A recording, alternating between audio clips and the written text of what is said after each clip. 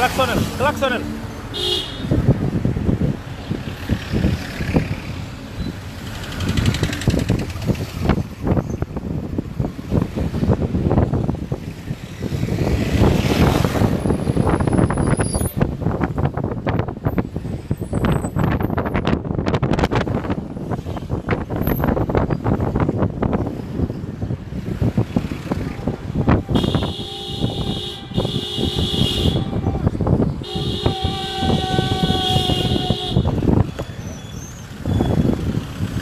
Laser, laser, laser.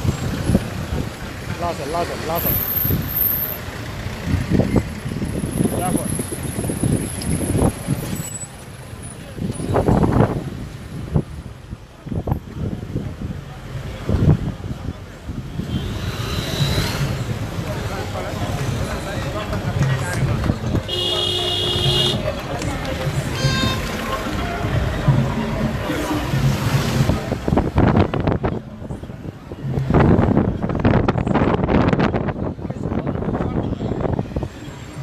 Andy!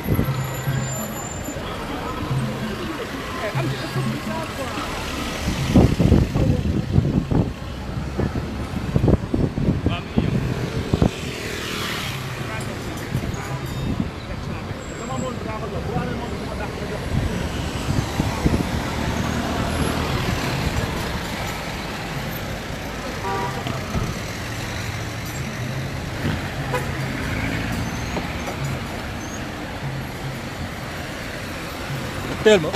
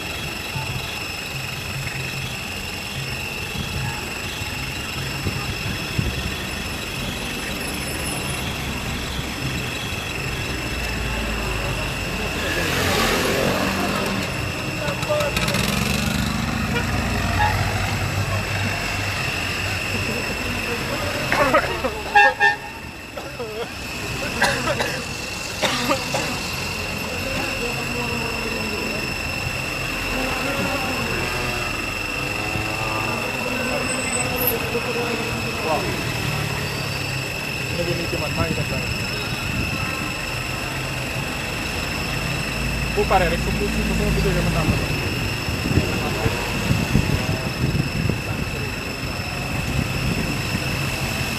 léegi ak du ñëw fi.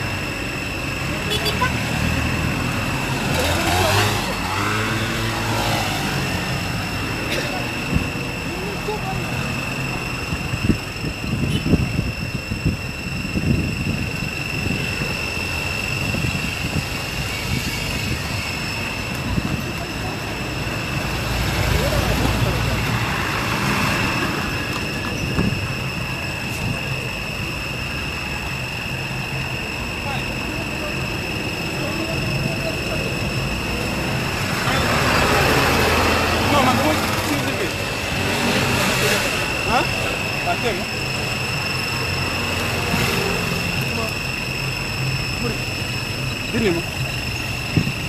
ah. jox la câble bi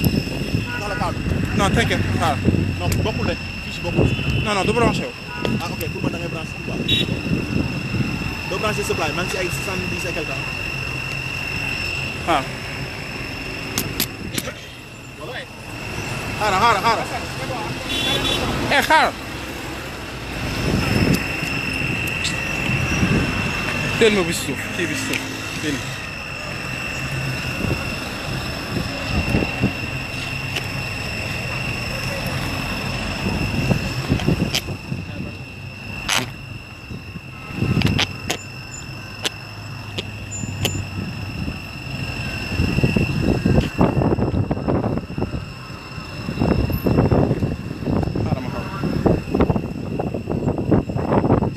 xaaral damay changer après. ana kii El Malick teel ñu dem teel ana El Malick.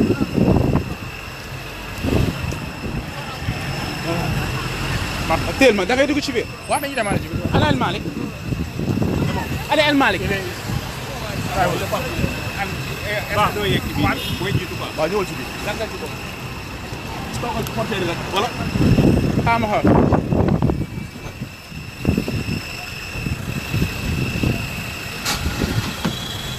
attention hop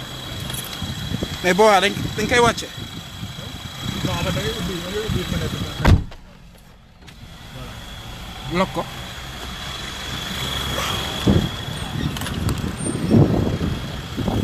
c'est bon.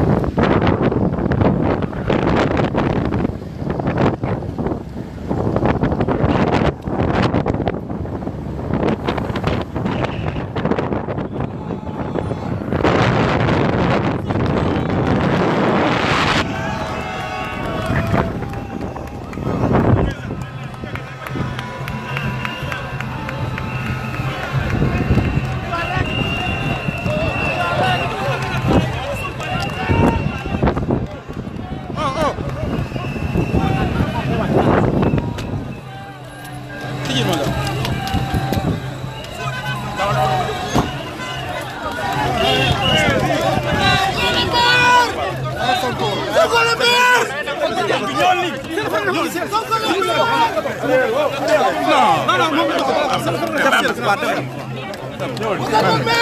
Sonko. C'est lui le maire.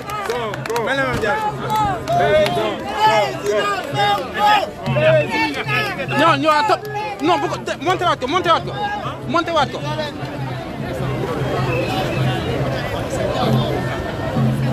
Fay ko ba pare.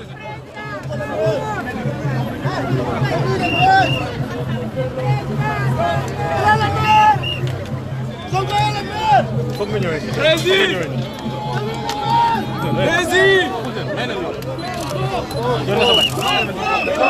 Débranche le écouteur.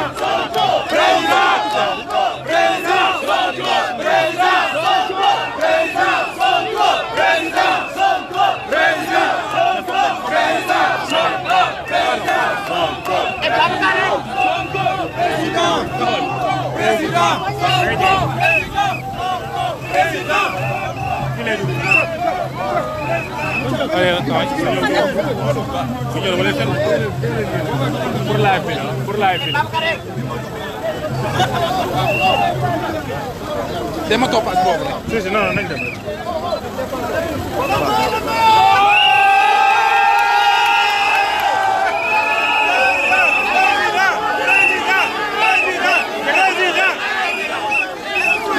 Bii baax na.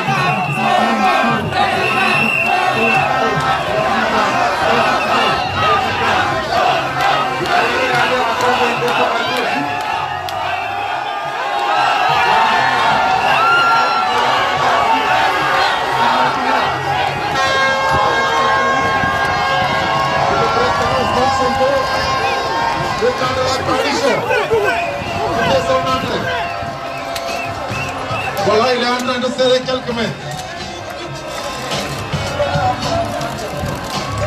Pidez le fort. Voilà. Il est là le président. Voilà, ça c'est les membres de la coalition.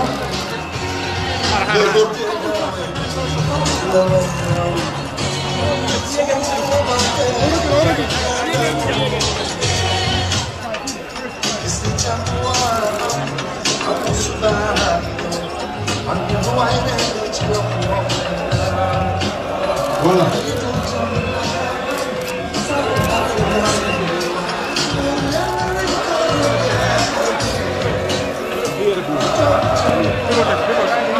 Dem.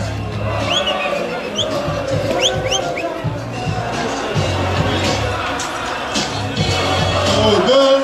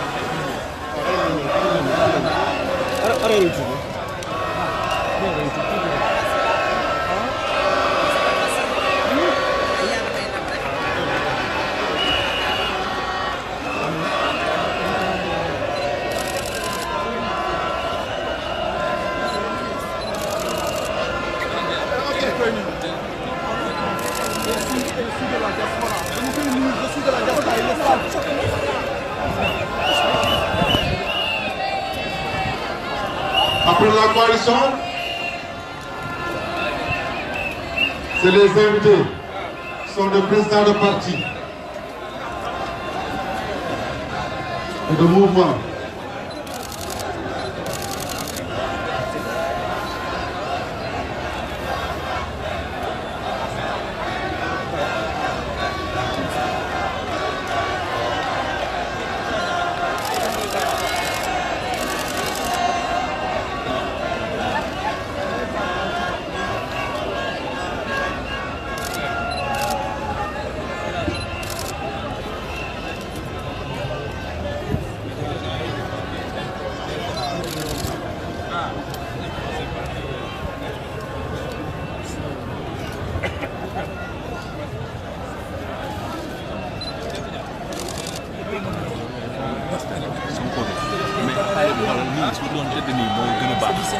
mais man nii ma arrange.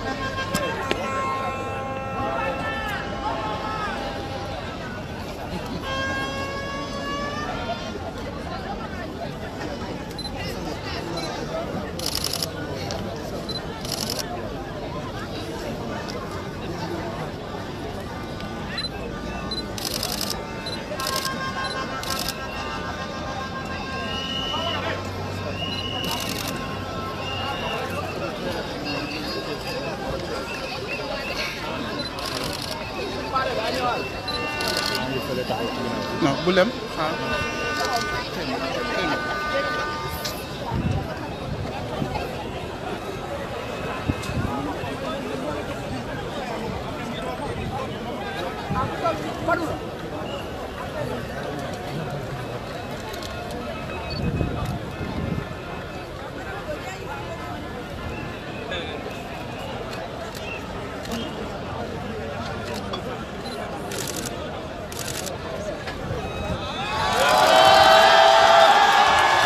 Voilà.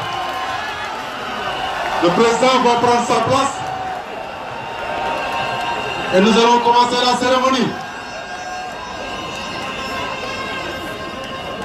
Merci, président.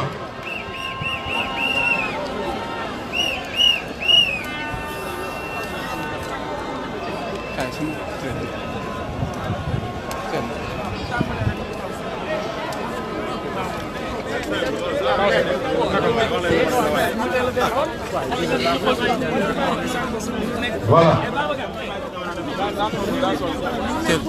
Salam alaikum mbooloo mi. Salam alaikum mbooloo mi. Voilà. Dañuy commencé cérémonie bi nag. Dañuy commencé musu ci seytaane def parti ak pèlerinage ak ku nekk diine bi nga bokk nga def doon ñaan ñu mën a gaaw jublu ci cérémonie bu ñu paree ci ñaan yi ñu def hymne national soo ko mën a commencé discours yi ak ñi war a wax. man dem ba ci ko occupé ko ñu bàyyi nit ñi parce que c'est nañ def place yóbbu ko ci vidéo gars yi li ma yóbbu affaire bi ci àddina bi naxante na gars yi rek solo ñëw ci juste au milliard mooy hymne national ñëpp au million ñoom ñëpp la ñëw nii pour ñu ci ginnaaw mu nekk damay bëgg wax léegi voilà xam ko may xam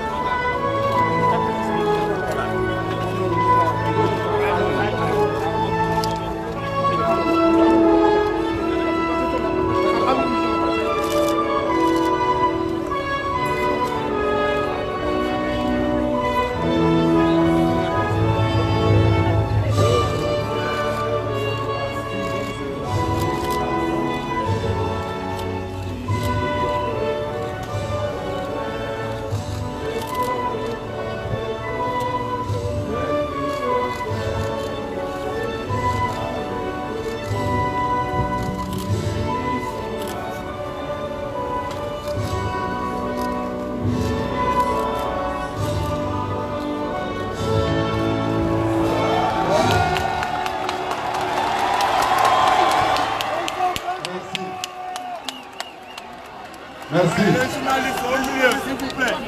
Les journalistes. lii moom bu ko gis xam ni jarul sa discours. am net. voilà. dañuy commencé nag vraiment ci jublu ci waxtaan bi.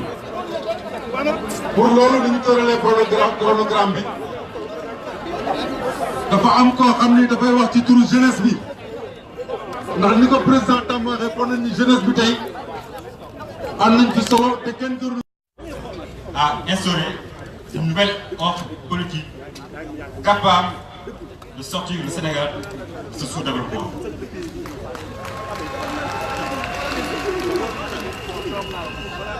Et cette réussite a été portée par un homme, de par son parcours, de par sa personnalité également, son audace a porté un combat patriotique.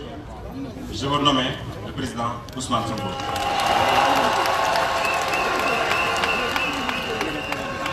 Président, au nom de toute la jeunesse sénégalaise, particulièrement la JPS, nous sommes fiers de porter et de soutenir votre combat politique. C'est le combat de la jeunesse et l'heure du changement va démarrer à partir de 2019. En 2012, les jeunes avaient reçu une promesse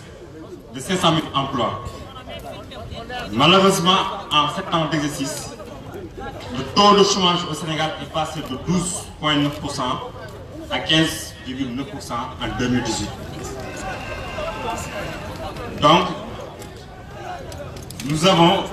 un gouvernement qui a plus créé de chômeurs que d'emplois en 7 ans de mandat. Et je lance un appel à toute la jeunesse sénégalaise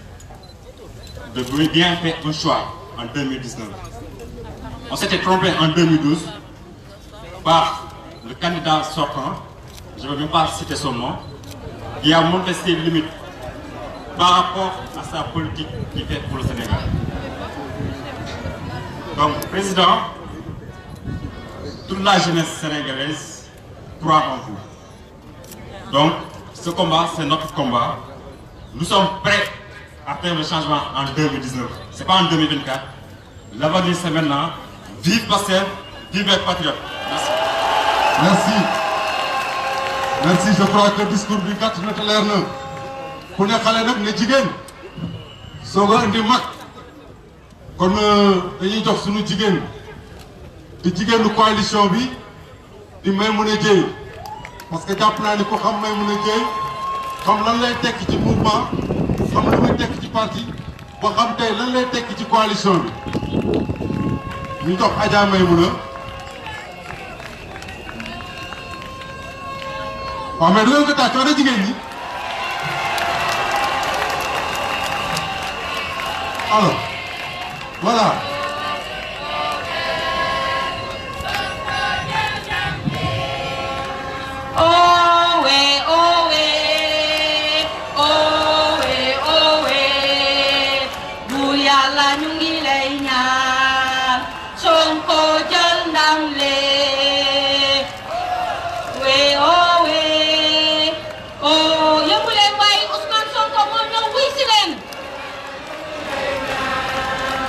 Sonko jël ndam le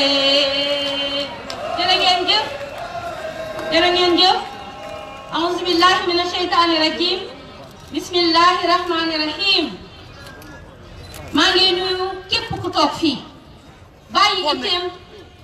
ndax gëm Sénégal. Chers membres de la coalition Sonko Président, Monsieur le Président Ousmane Sonko, chers alliés, chers invités, maa ngi leen di nuyu ku ci nekk ak ci turam ak santam. taxawaayu tey bii nag dafa historique taxawaay bu rëy la léeboon naa fi diggante Firawna ak Moussa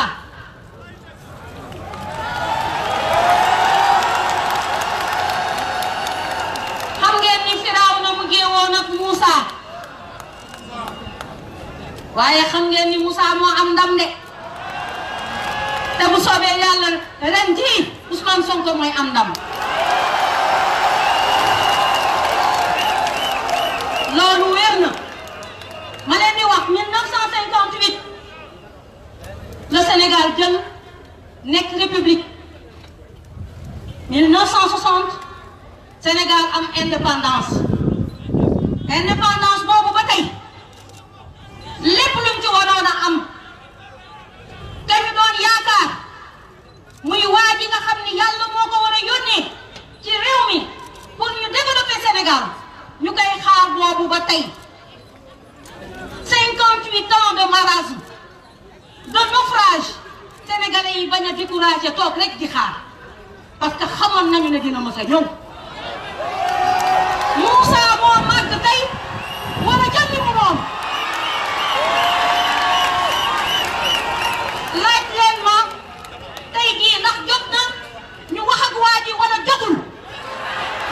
jot na wala jotul est-ce que pare ngeen pour ñu wax ak waa ji bu ngeen paree wan leen ko ko wan leen ko ni pare ngeen laaj leen ma kan mooy waa ji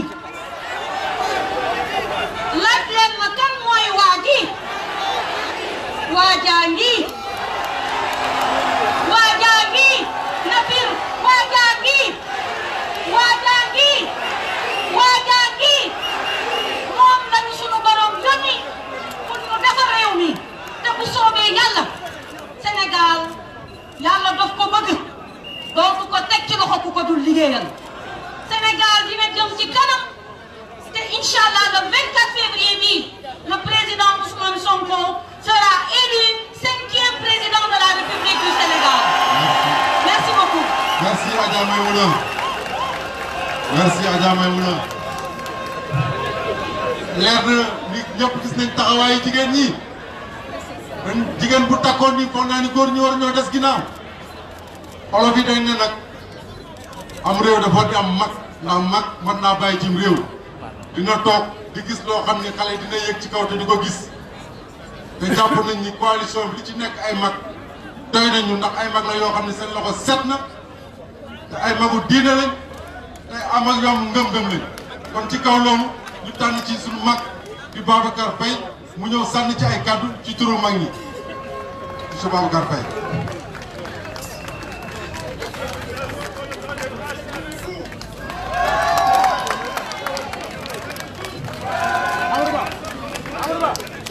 Merci le troisième âge, merci. Applaudissez le troisième âge. jërë ngeen jëf li ma bëgg ngeen wax d'abord ne leen jërëjëf Ousmane Sonko.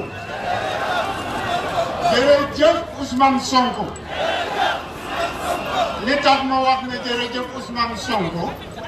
dafa di nit koo xam ni kii daanaka sunu borom moo ñu ko yabalal mu ñëw ndax xettali ñu ci lu bare moom laa bëgg a lim. en 1960 bi ñuy jël indépendance booba Mauritanie amagul Senghor maye rive gauche bu Mauritanie waa Mauritanie bi ñu ñëwee ba 2018 am ku fi ne am na mu ñu leen koy tuddee mag laa ñemewuma wax façon boobu waaye ñeme naa wax ne daal saay-saay baaxul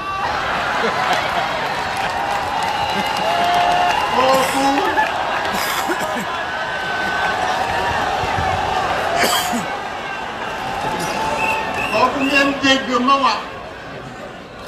mook maamam boobu xam ne moo jëkk yor Sénégal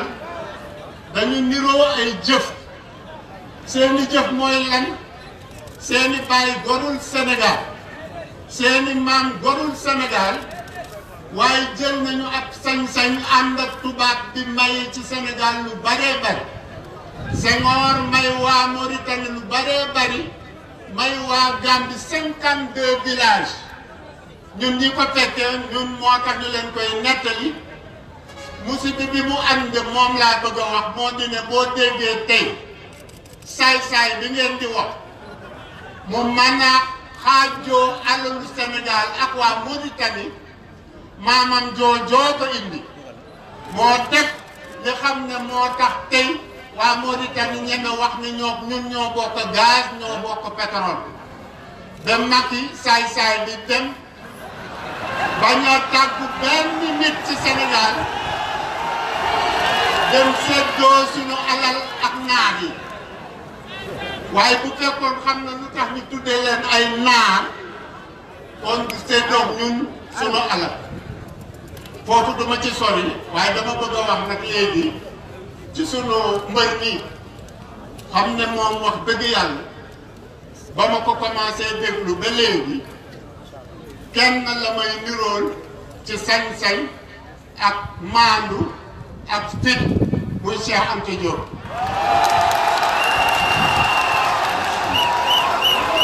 ñaareel ba xam naa ne doo leen ko mën a xam ndax dafa yàgg lool ci àdduna c'est le premier savant du monde ñu daan ko wax Ménès nit ku ñuul la comme yéen moo jëkk a génne discipline scientifique yi nekk àdduna yëpp tubaab yi gàddu yóbbu ne ñoom ñoo ko jëkk a def waaye seen maam moom moo ko jëkk a def Sonko moomu nag bëggoon naa wax ci moom lu bari mais temps bi ngeen mën a jox comme dafa tuuti dinaa leen wan rek ni nit ku maandoo la nii ku am fayda ku am fit ku xam ne kii bu fekkee ne réew can na yàlla ku mel nii la daan yónnee waa réew mi ndax mu lijjanti laqar ci cangar ci réew moo ne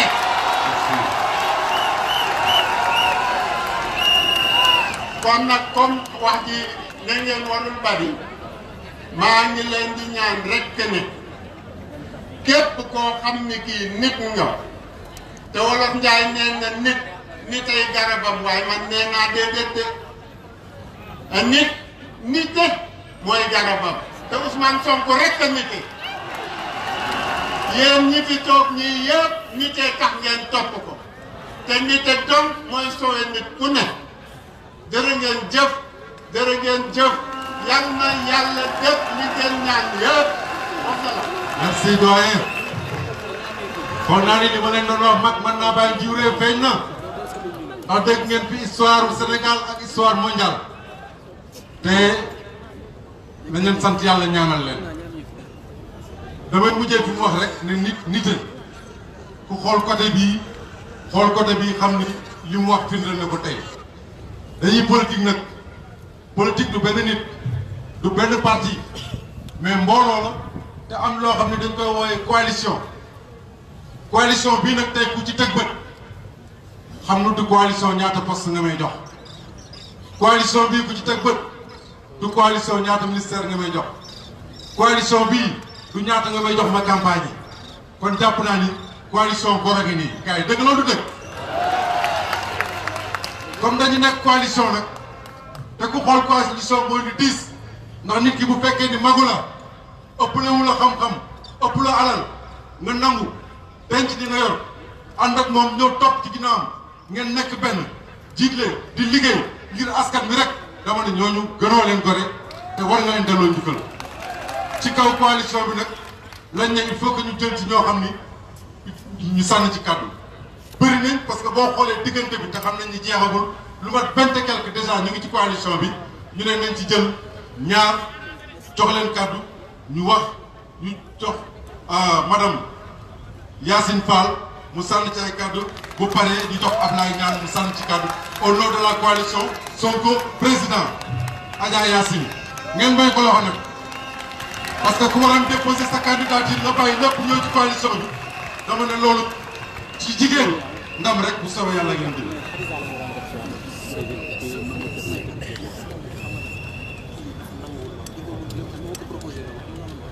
salaamaaleykum Sénégal Sénégal laay nuyu ndax Sénégal la fi nekk fu ne ngeen jóge tey taxaw yàgg ngeen fekk suñu nag ci ni ñu taxaw ñun may wax ci turu coalition bi nga xam ne bii ay parti politique lañu ay mouvement lañu ay candidat lañu woon candidat yi ñu galgal téye leen ñu bañ a continuer parti yoo xam ne ñu demoon nañu ak demuñu ñuy nag ñun dem te dañu téye woon te dañu dem duñu bàyyi dañuy continuer xeex bi kon tey campagne bi boobu ñu ba avant muy commencé léegi góomu Sénégal yëpp teg nañ ci suñu loxo li fi nekk yëpp xam ngeen ko ñàkk liggéey bi taux de chômage bi ñuy wax daan téeméeri Sénégalais boo leen jëlee fukk ak juróom-benn ñoo ci amul liggéey xam ngeen loolu dëgg suñu statistique sax dañ ko war a càmbaare baaxul kon tey Sénégal bi ñu xam nañu li fi ne yëpp solution yi joxe nañ ko Ousmane Sonko nag joxe na solution yi bind na ko te xamul na ko wan ne ko nit ñi ñu ànd ceeg moom nag ngir dëggu ànd ceeg moom ngir jub ànd ceeg moom ngir xool passifam xam nga koy dem banque dañ la naan yow kaay nga wane ndax mas nga fay bor mos doo fay bor ndax li ngay def mën nga ko am dañ lay càmbar dañ ko càmbar nag ndax tey Sénégal dañu tàmm di fal wala dañu war a xam ni ñuy fale tey nu ñuy fale mooy dañu war a xool ki ñuy fal ci kan la kii nag ku ko xool xam ni jar na fal ku liggéey ci administration fukki at ak juróom taxaw tiital ñu fi ne ba seen biir di daw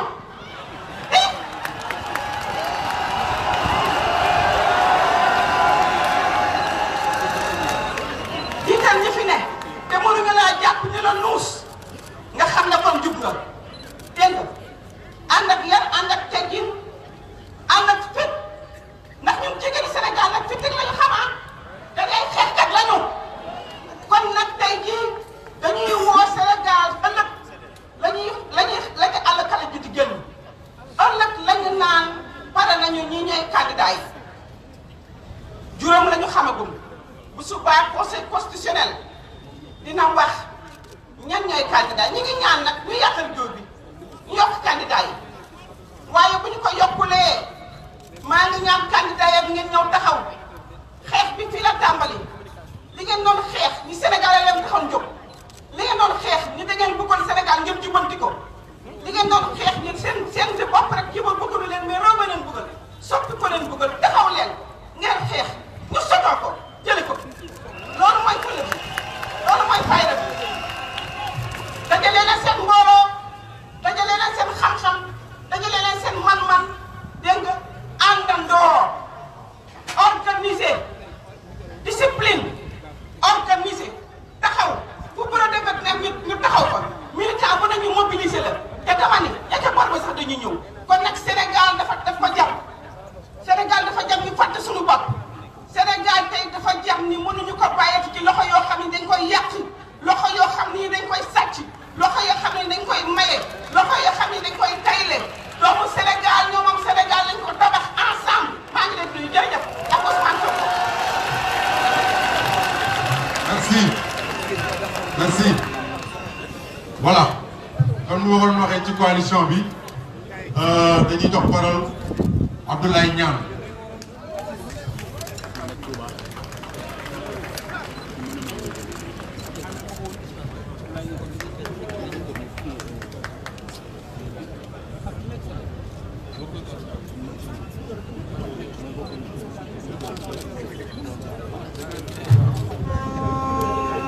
voilà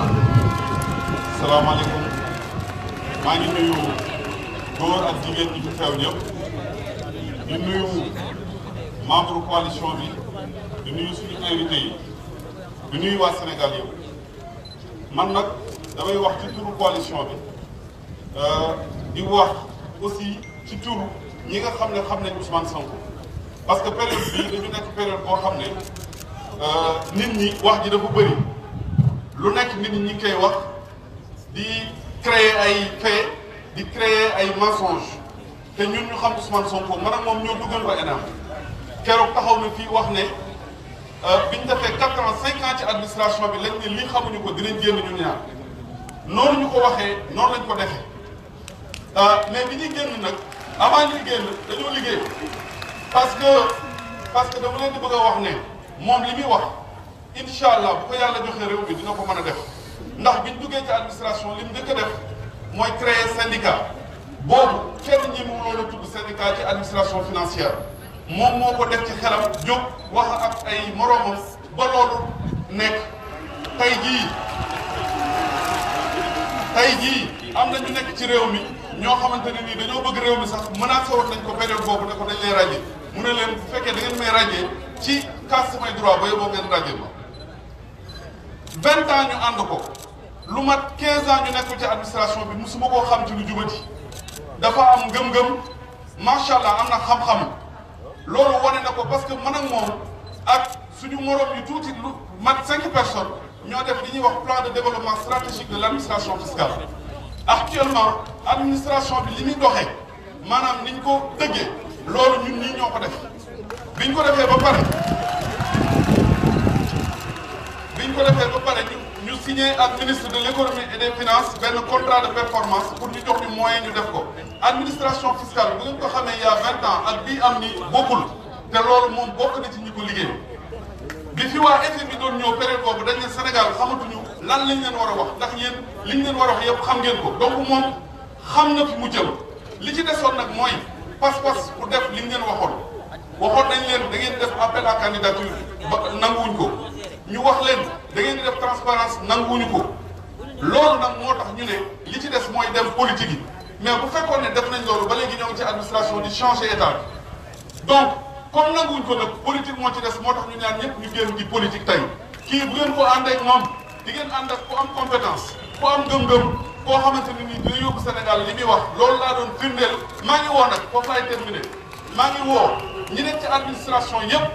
muy administrateur civil yi magistrat yi inspecteur des impôts trésor ñi nga xam ne ñoo nekkoon ENAM ñi ñu jiitu ak ñi nekk ci suñu kanam ñu ñëw rejoindre li ñuy wax cellule grise cellule boobu am na bari na ñu nekk ci état bi ñu ci bokk tey dama leen di woone leen cellule boobu am na ñoo leen ngeen dugg ci biir ndax 2019 dañu bëgg a changer Sénégal te soxla nañ seen loxo yéen ñëpp jërë ngeen jëf.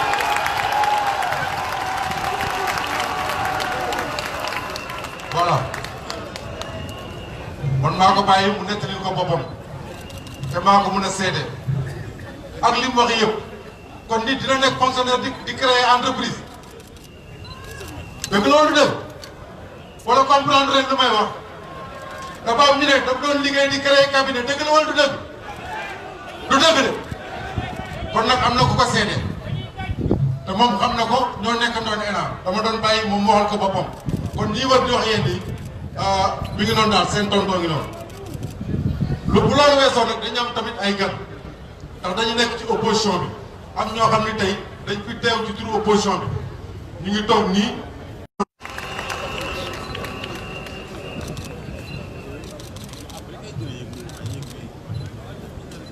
asalaamaaleykum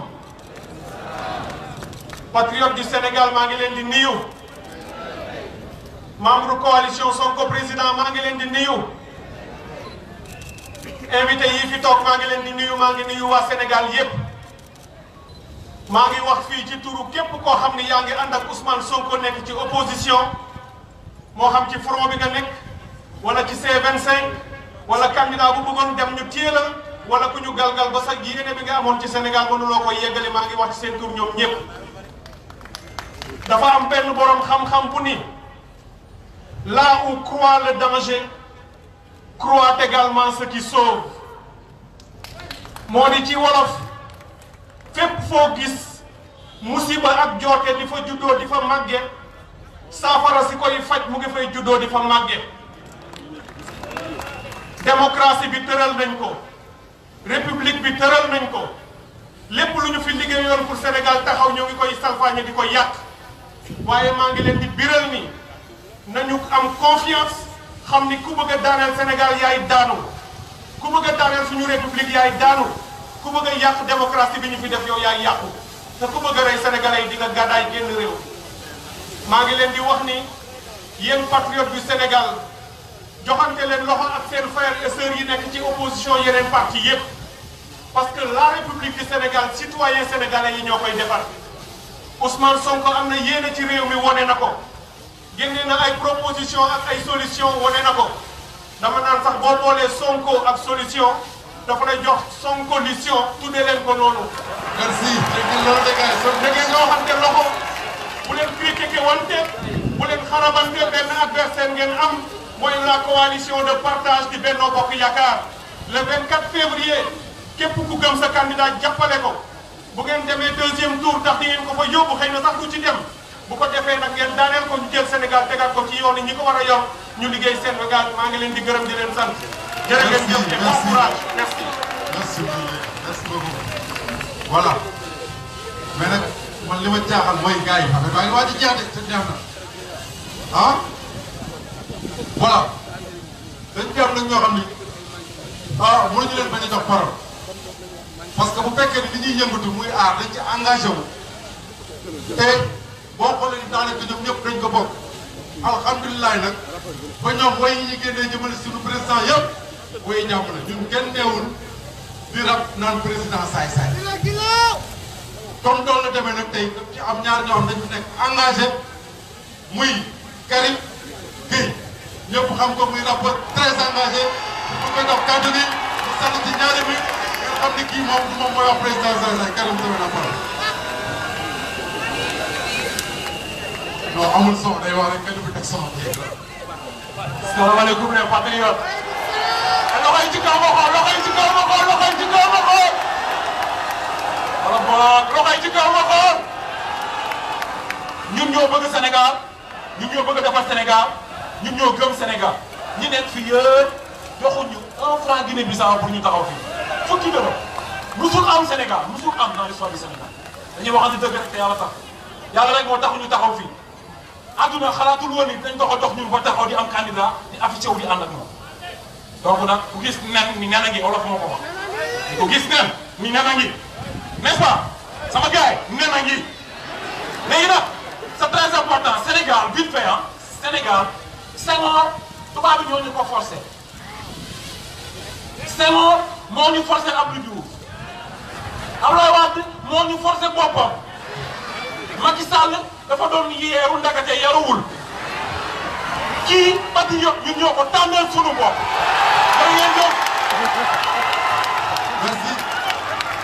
merci je crois que discours bi leer na te rappeurs ñëpp ñoo bokk gis-gis moo tax ñenn ñi ñëw ñu génneel benn candidat bi way spécial xam ngeen way boobu mooy saay-saay bi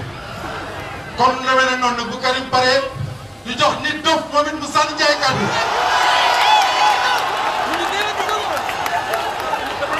gars yi ngeen may ko loxo.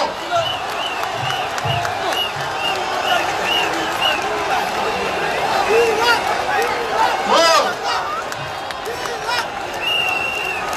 merci grand. salaamaaleykum.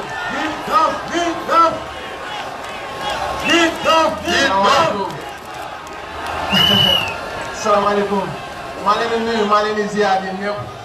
maa ngi tuub nag bu baax a baax ci kàddu yi may jël lottu naa loolu ndax borom xam-xam yi fi toog ak suñu kilifa yi jël kàddu seen kanam sax du lu war mais dañuy barkeelu rek lu tuuti rek laay wax man sama papa mooy sama héros sama papa mooy sama héros minute yi may wax ak yéen mu ngi clinique dafa feebar foofu laa waroon nekk nii mais ci sama combat laa nekk moo tax ma ñëw fii. sama papa dafa am jox liggéeykat la sama papa liggéeykat la te loolu daf ko def si man sama papa yàlla rek la ragal te loolu daf ko def si man sama papa mooy sama héros sama papa yàlla rek la ragal sama papa fépp fu mu mës a dem si àdduna dañ koy respecté koñ bi mu dëkk ñëpp mooy seen papa kuy takk moo lay takkal ku am problème si moom ngay ñëw xam nga lan moo ko may dignité te loolu man dama ko bëgg a am ba fa may dee dama bëgg a am loolu yéen ñi teew fii yëpp dignité ngeen am est-ce que dañ leen jox dërëm pour ngeen ñëw fii est-ce que dañ leen fay pour ngeen ñëw fii yéen yéenay waa Sénégal yéen yéenay le Sénégal digne te loolu noonu amul prix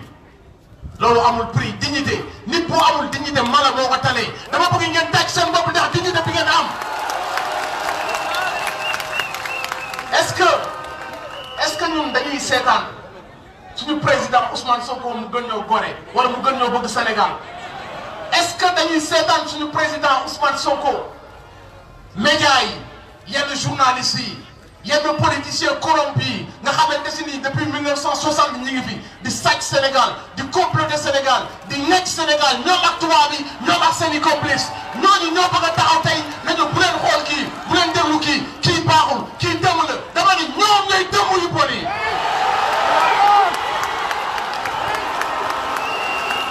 Sénégal tey bu ñu amul ay hôpitaux yu baax ñoom dëmm yi ñoo ñu ko xañ tey bu ñu amul njàng bu baax ñoom dëmm yi ñoo ñu ko xañ amuñu sécurité amuñu njàng bu baax mbay mi doxul réew mi xiif nañu sonn nañu gis ngeen ndox mu xonq mi ñuy naan di feebar di dee hôpitaux yi gis ngeen ne fa kaw saa fa demee da ngay jooy bay bëgg a dee kenn dirigé wuñu ñi fi nekk dañuy comploter dañuy sàcc dañuy comploter ak tubaab yi ñoom seen biir da ngay gis koo xam ne amul dara mu falu nekk milliardaire Sénégal gii rek la am. Sarkozy ñëw na fii Sénégal dëkku Cheikh Anta Diop dañu vous n'êtes pas assez rentré dans l'histoire ñu nangu ko ñu taxaw di ko tàccu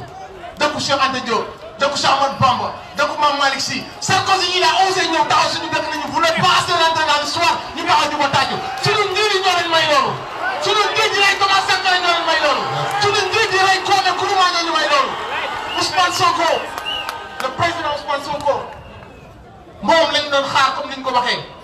kii lañu doon xaar ku nga xamante si nii bu diine suñu kees du ko sàcc lépp loo xam ni weesu na payaram du ko jël Ousmane Sonko dafa ragal yàlla dafa am jom dafa gëm Sénégal man nag kaay ma waxal leen benn affaire comme ni ko Karim waxee ku ne ma woon bis dinaa taxaw fii ci ab meeting du wax du ma ko gëm mais dëgg rek moo mën loolu dëgg comme acier da lay xëcc ngay ñëw yéen ñi fi nekk yëpp dëgg moo leen fi indi Ousmane Sonko yow su ma nee kuy seen président ngeen ne ma Ousmane Sonko yow kuy seen président Sénégal kuy seen président Sénégal kuy seen président Sénégal kuy seen président vive le Sénégal vive le Sénégal vive le Sénégal merci la famille. merci beaucoup. dama ciy profiter pour wax leen ni rappeurs yi nee nañ ma ne rappeurs yi nee nañ mooy nañ leen benn concert samedi prochain terrain ak appel bu Parcelles képp kuy patriote woo nañ leen le 26 nga dem terrain ak appel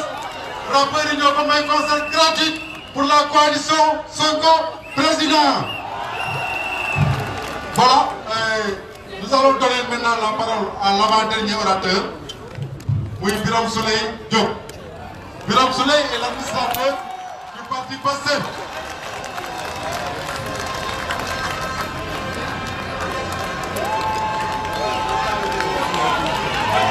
Voilà.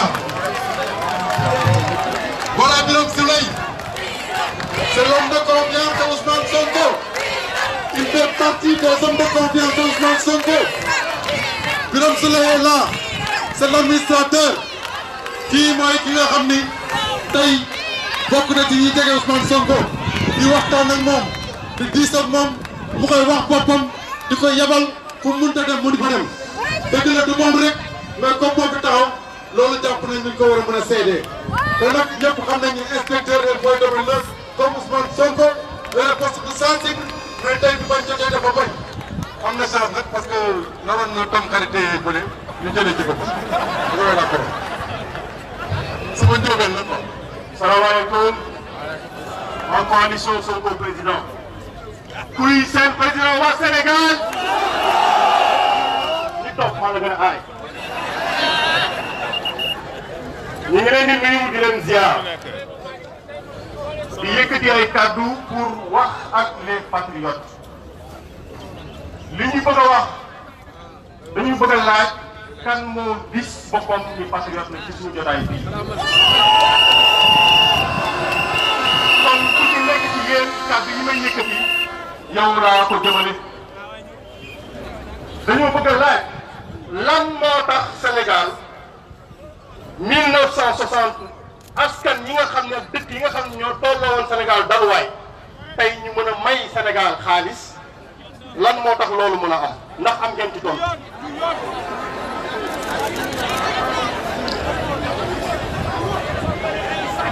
waaye yéen réponse yi bari na moo bëgg a laaj loolu ñun xam nañ lu tax wax nañ ko mu leer nañ mais dama bëgg a laaj beneen laaj ndax ñun dañuy continuer di nangu Sénégal doon réew moomu nga xam ni xaalis mooy décider kan mooy doon président ndax da ngeen di nangu Sénégal doon dëkk boo xam ne bii nit bu jubee dañuy fay nit ngir mu saaga ko tuumal ko fenal ko bëgg ko jaxase askan ndax da ngeen di nangu Sénégal doon réew moom ndax da ngeen di nangu Sénégal doon réew mi nga xam ni si tu es compétent de bokkoo ci pouvoir bokkoo ci ku yor nguur tu ne seras jamais reconnu et accepté ndax da ngeen di nangu Sénégal doon réew moom ndax da ngeen di nangu Sénégal doon réew mi nga xam ne xaalis mooy décider kan mooy dund kan mooy dee kan mooy am kan mooy ñàkk kan mooy doxal kan mooy séddi kan mooy feebar kan mooy jur da ngeen di nangu réew moom ndax da ngeen di nangu loolu ci réew mii te loolu nag buñ ko bëggee bañ ñun doomu ñoo ko mën a dindi nañu am pas-pas bu taxaw pour dindi li ko xew ci réew ndax Sénégal mooy dëkk boo xam ne bii li fi am ci ay occasion yi ñu laj bàyyi na ay nit tudd nañ fi am xam-xam lool nguur yàq seen der lool ba mu ci ay nitu diine tudd nañ fi nekk ci dëkk bi te diine ci lool ñu ñàkk leen xam ba ñu koy ñàkk leen ay compétence tudd nañ ci réew mi ñu war leen a dénk ñu xëy xañ leen loolu lépp ba ñu jóge fi tey ñu toog di seetaan ñu bëgg a wax leen dafa jot ngir loolu changer te li koy changer mooy ñaari mbir yii les patriotes ñaari mbir yii liggéey bu sell ànd ak sellal ndax bu fekkee ni dañoo wax ni sàcc bay sàcc te ànd ceeg sérieux ci sàcc moo wax xëy na bu sàccee kenn doon ko jàpp ndax daf ciy def sérieux bu ci woon waaye du liggéey boobu la ñu wax dañoo bëgg liggéey ndax dañoo jàpp ni Sénégal bëgg nañu kuy liggéey waaye nangu ñoo liggéey te loolu du dara lu dul lu ñu jikkoo beneen bi ci topp mooy éthique ci lan fu ñu ko mënti seet ndax suñu diine lañ koy jële ndax suñu aada lañ koy jële ndax suñu moral lañ koy jële ndax li ñu yare ndax lañ koy jële mais ñaar yii daal liggéey ak éthique moom lañ soxla tey bëgg muy li nga xam ni tey moom la ñuy ngànnaayoo ngir jàkkaarloog lan Sénégalais yi jox leen l'offre politique bi ñu indi offre politique bi wax ni yéen ngeen wax ni ay patriote ngeen ñu gëm ni biir Sénégal gannaaw ñu fi teew ñëpp Sénégal ku ci nekk sa biir xol xalu ndeef ma nga fay toog di naaw xalu ndeef ci lan xalu ndeef ci bëgg sa réew xalu ndeef ci lan xalu ndeef ci bëgg lu baax pour sa réew suñu jotaay bi nag li ko waral mooy dañ koo bëgg a ëff mu doon safara dañ koo bëgg a ëpp mu doon safara biy soppi askan wi bii indi dëgg jubal te ñuy wax ni ñi nga xam ne dañoo jóg nas pour yàq insha rabbul izzati yàlla dina nasaxal seen i pexe ndax dëgg du fen lii nag ñuy wax nii c'est un appel te ki ñu bëgg a dénk suñu appel bii du kenn ku dul le président Ousmane Sonko patriote du Sénégal fu ngeen mënti doon ndax yéen a ngi ci Khalifa Sall ndax yéen a ngi ci Karim Wade ndax yéen a ngi ci Guirassy ndax yéen a ngi ci juge Dème ndax yéen a ngi ci capitaine Dièye ndax yéen a ngi ci Yacine Fall fu ngeen mënti doon fu ngeen mënti nekk jóg leen ndax waa ji dafa wax ni moom mooy gagné te incha allahu dinañ xeex ak moom ci mbedd mi ak ci urne yi ñoom dañoo gëm ni suñu jeunesse dañoo ragal dañoo gëm ni ñun ay muqat lañu dañoo gëm ni bu ñu paree lacrymogène ñu daw wallahi dinañ xeex ak moom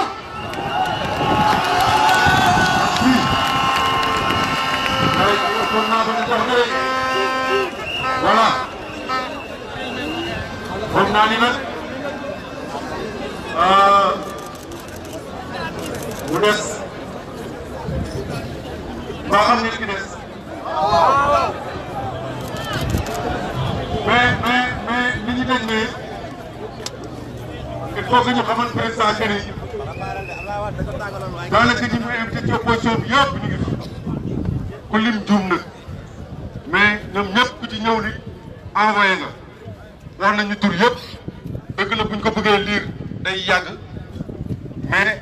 ñoom ñëpp jot nañ seen tur te bu soobee yàlla dinañ ko président am na ñoo xam ni tamit dañ fi ñëw jóge ci ay parti ñëw di rallier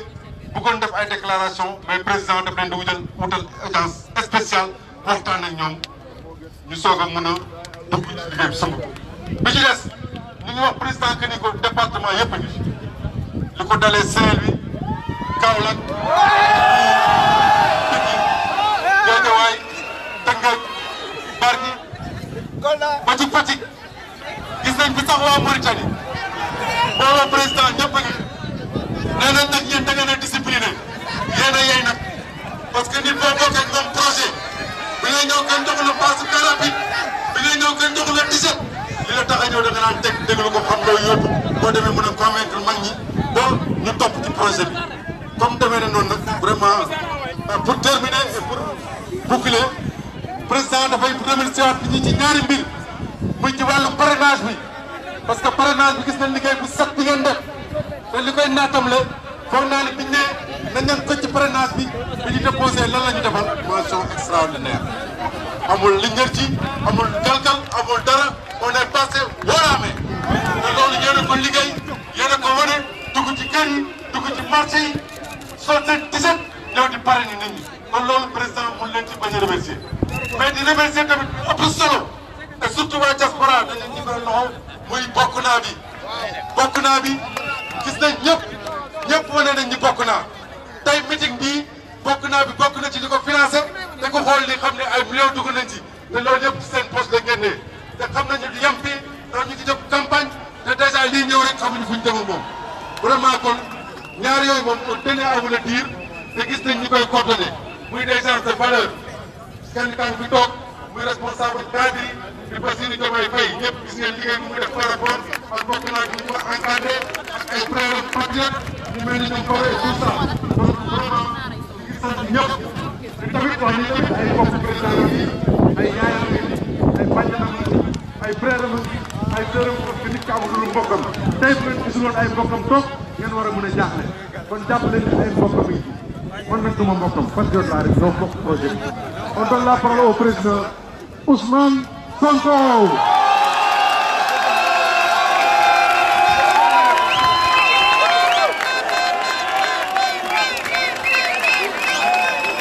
Voilà. Alors, animation bi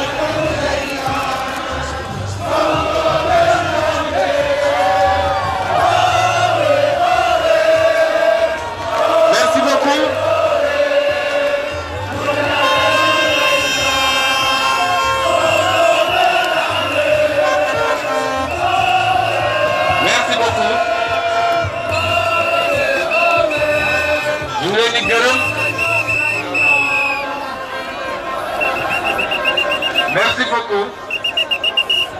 ñu ngi leen di gërëm di leen sant di am mbégte gu rëy ci mobilisation exceptionnelle bi xam naa ni aw ma talent oratoire nit doon waaye man sax dama ko tuddee waa doon nit ndax gisuma dara luy ndoxe ci moom aw ma talent oratoire Abdou Karim nitu dëgg waaye dinañu jéem ci waxtu gàtt bi ñu war a passer ensemble am lenn lu ñuy partager ci li nga xam ne mooy suñu combat politique may remercier ñi fi teew ñëpp dinaa ci dellu si waaye di wax rek ni jeunesse bii ma gis fii wute naa ak jeunesse malsaine kuy ut jeunesse malsaine na nga ko wuti ci ñi nga xam ne alalu réew mi la ñuy entretenir une jeunesse politique ndax démb barki démb dégg nañ ko moom mu traité suñu jeunesse d'une jeunesse malsaine waaye ku xam kan mooy conseiller am ki nga xam ne 88 moo traité woon la jeunesse sénégalaise de malsaine boo déggee tey moom mii mu wax loolu du la bett. Cette jeunesse est saine, elle n'a pas détourné l'argent public, elle ne s'est pas enrichie sur la sueur des Sénégalais, elle n'a pas ouvert des comptes bancaires dans des paradis fiscaux. Cette jeunesse est saine, elle est vigoureuse, elle ne demande qu'à être mise dans des conditions de travailler pour son pays. Donc on vous remercie, jeunesse sénégalaise.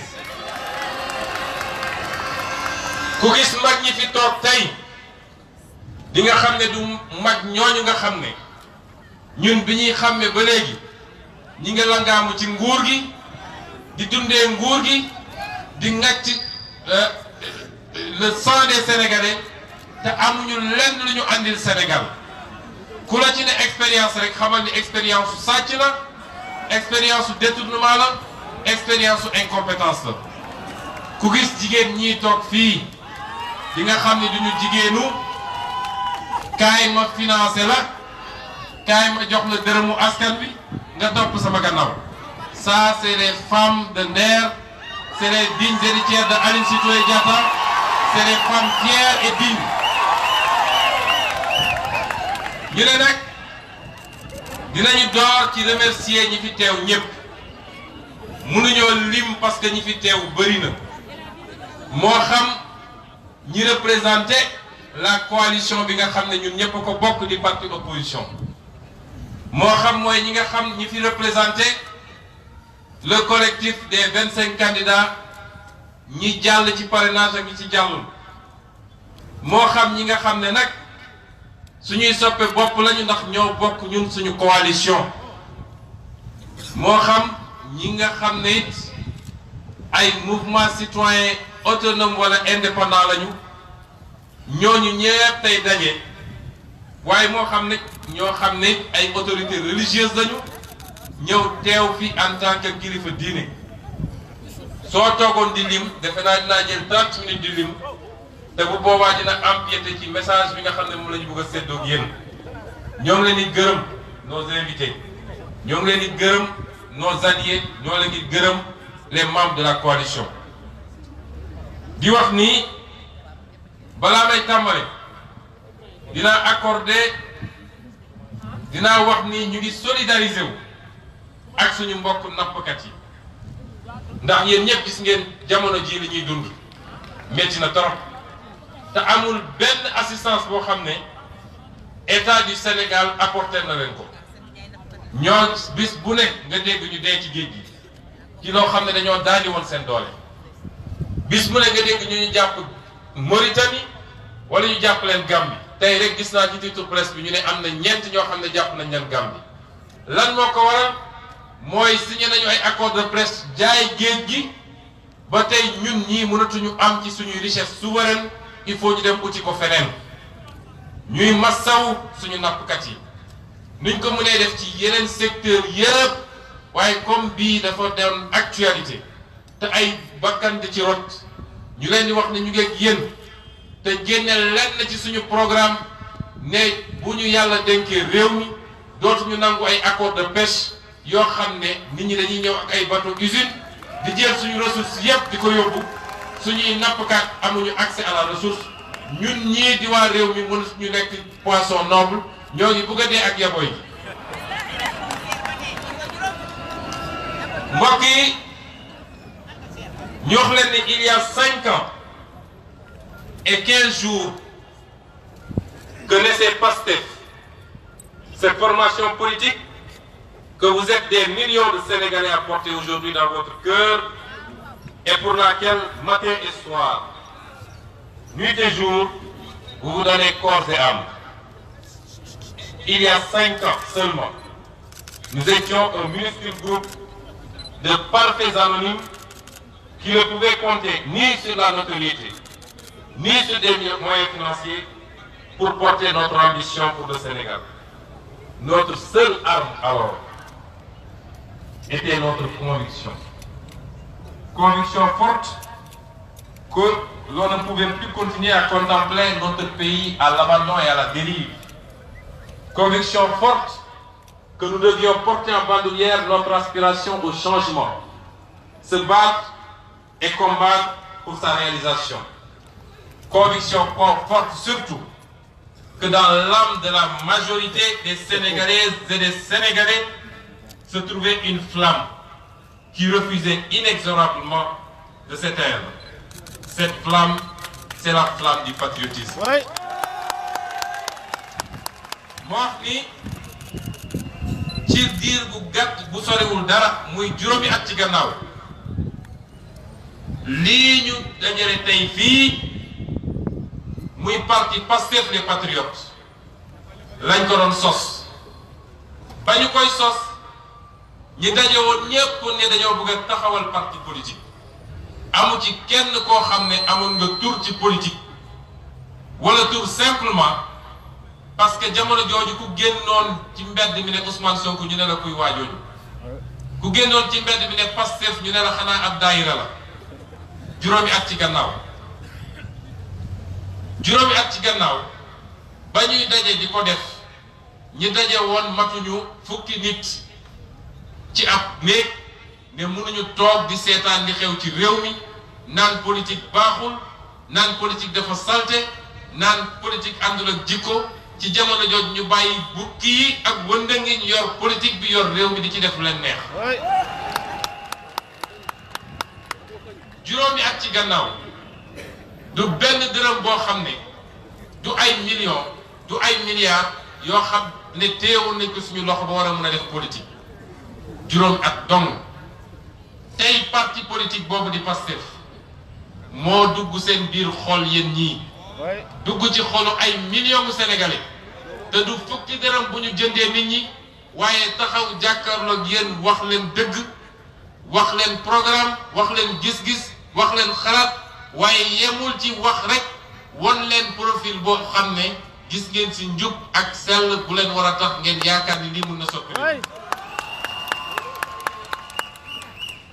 5 ans après, avec votre engagement, votre détermination à tous, votre combativité et votre génie, nous sommes à quelques jours, je dis bien à quelques jours, de gagner la première bataille vers la véritable alternative, le changement systémique dont rêvent nos compatriotes. dama ne ci juróomi at yooyu ak njàppalu yàlla lañu liggéey ci seen parlu ci seen engagement lu ñu war a may tey ñu xam ni la ca des ay fan la pour ñu mun a nangu suñu réew ci loxo ñii aventurier ñi ko yor delloo si réew mi ci waa réew mi daal di defar suñu réew ngir suñuy doom ak suñuy sët. Pendant ces 5 ans et surtout ces derniers mois, vous avez été nombreux à nous contacter spontanément, pleins d'enthousiasme et de détermination, épris de patriotisme et imbus d'un désir profond de changement. Nombreux à rappeler, à passer par un tel ou un tel pour venir jusqu'à nous pour adhérer et militer à Pastef. Nombreux à nous dire, je n'ai jamais fait de la politique, mais je me vois dans le combat que vous portez au nom de toutes générations actuelles. Nombreux à nous dire encore, j'étais engagé dans tel parti, mais j'avais démissionné parce que, mais avec Pastef, je vois un discours qui me correspond. Nombreux à mettre votre argent dans cette formidable cagnotte Bokuna qui fait vivre le parti, contribuant ainsi à démarchander la politique au Sénégal. Nombreux à sillonner les rues des villes et des campagnes, à installer des cellules dans les coins les plus reculés du Sénégal et dans la diaspora, à massifier et à structurer pour faire de Pastef ce qu'il est devenu aujourd'hui, à savoir un appareil politique structuré et puissant. Nombreux en un mot à répondre à l'appel aux patriotes que nous avions lancé en 2014 et qui a été lu il y a quelques instants avec toute la même fibre, avec toujours la même fibre par le frère Birame Souleye Diop. Nombreux à accepter de faire avec fierté et sans limite ce don de soi pour la patrie auquel nous avions invités. ma ne juróom at yooyu dafa mel ni téeméeri at fi mu toll nii parce que turu Pastef tey egg na foo xam ne ku ko dégg yaa ngi jàpp ni parti bi yàgg na ci réew mi am na parti yu def 40 ans tey ci réew mi am na parti yoo xam ne ñu ngi fi balaa indépendance te fu ñu leen tudd Pastef wala ñu ngi tudd Pastef te tuddatuñu leen ndax parti bi yoroon réew mi bi ñuy jël indépendance tey nee nañu parti boobu daanaka dafa mel ni existeetul ndax ci élection bi ñu dëgmal parti boobu mënul sax am candidat te li ko tere am dinañ ci ñëw bu ci kanam yi ci diir bu gàtt googu bëri ngeen ci ñeen bëri na ci yéen ñoo xam ne ñoo jógal seen bopp Pastef demu leen seeti yéen a toog déglu discours bi seetaan télévision dugg ci réseaux sociaux yi déglu ci YouTube ne ah lii de am na lu mu tooyal ci man ci sama xol maa ngi jóg du ma xaar ku ma woo maay dem fekki loolu parti yi ko am bëriwul bëri na ci yéen ñoo xam ne dañuy ñëw fekk si ñun ne ñu man de musuma def politique te loolu bokkoon na ci objectif bu Pastef mooy bi ñuy door dañu ne ñun suñu gëm-gëm mooy sénégalais yi nga xam ne ay patriotes lañu sénégalais yi nga xam ne bëgg nañu réew mi sénégalais yi nga xam ne seen loxo set na seen yéene sell na ñoo ëpp téeméeri yoon politiciens véreux yi nga xam ne ñoo yor réew mi waaye li problème bi mooy kenn ku ne ci ñoom nga toog fi mu toog parce que seexlu na Sénégal seexlu na politique lii woon suñu objectif mooy sénégalais yooyu ñu dem jëli leen lii woon suñu objectif mooy liy développer Pastef day jógee ci cette majorité silencieuse qui n'a jamais voulu faire de la politique bëri na ci yéen wala li ci ëpp ci yéen wala boo moytul lépp sax ci catégorie googu ngeen bokk tey jii li def la spécificité de Pastef mooy on a su construire notre propre ADN politique parce que bi ñuy dugg ci politique amuñu woon passif politique kenn yaruñu mooññu ba jàngal ñu politique boo xam ne roublardise la démagogie la sàcc xaalisu réew mi la moo tax tey ñu am qualité bii ñu am ba suñu wootee doo jël xaalis di jox nit ñi doo sonn te nit ñi dañ la ñëw uyu si ñu ne bëri na ñoo xam ne amoon nañu yéene gu sell dem dugg ci politique bokk koog beneen parti waaye biñ ci defee as tuut dem nañu ba gis ni ndekete lii bañ nga wul ak li ma gëm man daal di toogoon jamono jooju yépp banque seeni yoxo waaye keroog bu ñu déggee Pastef la ñu ne ah li ma doon gëstoo gi nii ba tax ñu jóg ñëw fekk suñu kon ci diir bu gàtt boobu ba tey bëri na ci ñoo xam ne yéenay jël seen alal ndax coowalu financement dégg ngeen temps yi ñu jël ak seeni presse def naa nit dof wax na ko léegi waaye naa ci dellu si parce que tey seen stratégie yépp dootul ñu setal seen bopp ndax xam nañ ni ku leen eau de javeloon dugal acide leen ak leen loo def munoo muusa ki waane ba ñu setati waaye seen objectif yëpp mooy fexe ba gëmloo Sénégalais ni Ousmane Sonko mii di wax ngeen gisee ko bëtu kii set na nit ñu ne moom ñoo yem ab sàcckat day bëgg moroom ñoo tax temps yi ñu créé ak seeni presse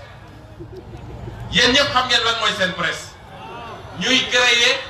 ay débat yu amul naan dañuy def say émission spéciale sur le financement des partis politiques te booba jamono Pastef rek a leen tax a jóg ñu ne leen waxu leen dëgg de Pastef yéen ñii yéen a koy financé dërëmu kenn ku nekk ngi ci ñu lancé campagne bokk naa muy campagne bu transparente yoraguñu ay millions yoraguñu ay milliards waaye ñoo ngi dox ci kattanu yàlla ak seen contribution patriotique ñu félicité leen ci remercier leen si rawatina nag waa diaspora bi ñu ne ci juróomi at yooyu bëri na ci yéen ñoo xam ne lekkatuñu naanatuñu bàyyi seen i yitte bàyyi seen i programme su bëggoon jot ñoo ngi dox topp mbedd mi dugg di def porte à porte di fekki sénégalais yi fu ñu ne ci marché yi ci gare routière yi ci kër yi di wax ak ñoom moo tax bi ñu duggee ci parrainage dinaa ci dellu si léegi defe naa am nañ ci gàcce bu rëy ñoom te amul fukki dërëm bu ngeen jox nit pour am parrain nit ñee doon daw si naan fan la ñuy parrainer Ousmane Sonko ma parrainer seen mérite la kon ku taxaw naan Pastef fu muy jëlee xaalis ak nangam ci ay fumisteries yoo xam ne la seule question bi ñu waroon posé mooy ñi yor milliards yi nga xam ne tey suñu génnoon convoi bi ñuy def ak xaalis bi ñuy séddale débat boobu la ñu waroon posé suñu buggee posé débat sur le financement des partis politiques waaye Pastef ci ñeenti at yi ñu ko reconnaître yépp at wu ne mu déposé bilan financier ministère de l'intérieur nañ ñu wax ñetti parti yu def loolu Sénégal amul ñu ne ci juróomi at yooyu vous avez été nombreux bëri ngeen tubaarkalla macha allah ñëw uyu si ci Pastef lii 1 an ci gannaaw at ci gannaaw ñemewuñu woon woote ndaje fii def nañu suñu campagne législative ba mu jeex defuñu benn meeting waaye ci diggante dañuy dugg assemblée nationale ak taxawaay bañ fa am yéen ñëpp ngeen teg ci seen bët ak xeex yi ñu xeex ngir askan wi ak tey jii ñu taxaw muy lu gën saa gudd 13 mois waxuma fii place de l'Obélisque ndax yéen ñëpp gis ngeen ni je viens d'une tournée internationale gis ngeen ni fu ñu dem du New York du Cincinnati du Canada du Paris du Belgique du Suisse du Espagne du Italie fu ñu dem gis ngeen li fa nit ñi daje mbooloo mi fa daje dégg naa keroog moom président Macky Sall bi mu demee Paris dafa woo kenn ku ñu jege ne ko est-ce que dëgg la ni waa ji bi mu ñëwee fii salle bi fees na mu tontu ko ne ko salle bi ñu doon defee meeting bi monsieur le président salle bi 5000 personnes lay jël waxuma la dara waaye artistes yi sax ñi fa ñeme organiser bëriwul keroog bi fi Sonko ñëwee waxuma la salle bi waaye ci biti sax nit ñaa ngi fa taxawoon ci sedd bi waaye gis ngeen nit fu ñu dem ci biir Sénégal muy Mbour muy Thiès muy Diourbel ba keroog barki démb Matam gi ñu newoon muy keroog Guédiawaye muy Parcelles Assainies gis ngeen mobilisation exceptionnelle yi am ci loo xam ne du fukki dërëm à part ñu jël pour louer tente yi ak bâche yi ak chaise yi amul kenn ci yéen koo xam ne mun na ne dañ koo jox xaalis wala dañ koo jëndal t-shirt loolu mooy Pastef loolu mooy doole Pastef jarul gëstu gu bëri jarul laajte gu bëri Pastef mooy yéen seen Pastef moo yor Pastef ñuy wax ni mes chers compatriotes, le Sénégal s'achemine vers un grand rendez-vous avec l'histoire et avec son histoire particulièrement. Le 24 février 2019, vous avez jusqu'ici fait partie de ce groupe de privilégiés qui ont eu l'insigne honneur d'écrire cette histoire qui, à peine commencée, fait déjà vaciller le régime. Depuis des semaines, j'entends dire que la peur a changé de camp. La fébrilité de l'adversaire qui a toujours fui le débat auquel nous le défions le démontre bien. Et les multiples subterfuges pour se dérober face à l'inévitable combat contre moi en attestent. Mais en vérité, la peur n'a pas changé de camp. Elle a juste considérablement grandi dans le camp où elle a toujours été. Car moi qui vous parle, moi Ousmane Sonko, je ne connais pas la peur, et les patriotes avec qui je partage ce combat ou qui le soutiennent ne la subissent jamais. Nous sommes focus sur une chose et une seule: gagner le 24 février, au soir du 24 février 2019. Damane,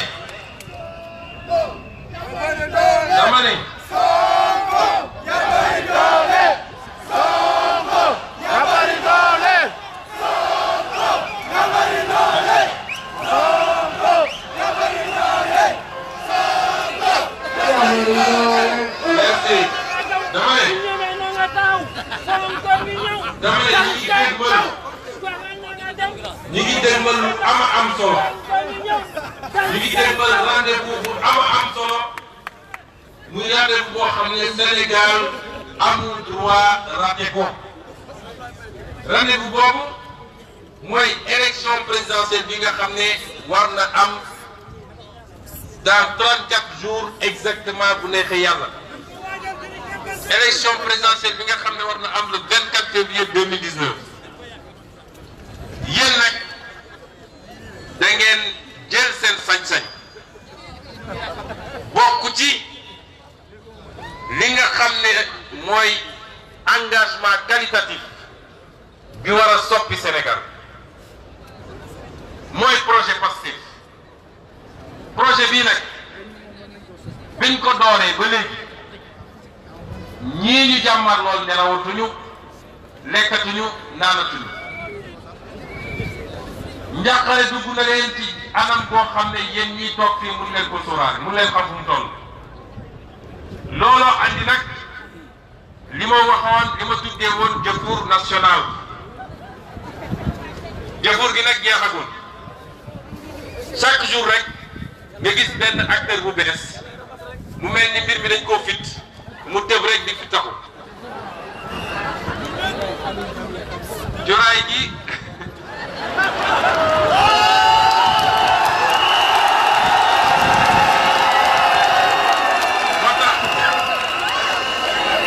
moo tax ñu ne Sénégal yu bëri yu am seetu dañu ne tiitaange gi dafa wëlbati ku féete foofu ñoom ci ñoom léegi waaye dañ ne tiitaange yu ci ñoom la mës a nekk xanaa kay dafa yokku ci anam goo xam ne mënatuñu am sago guñ ko nëbbee moo tax taa yi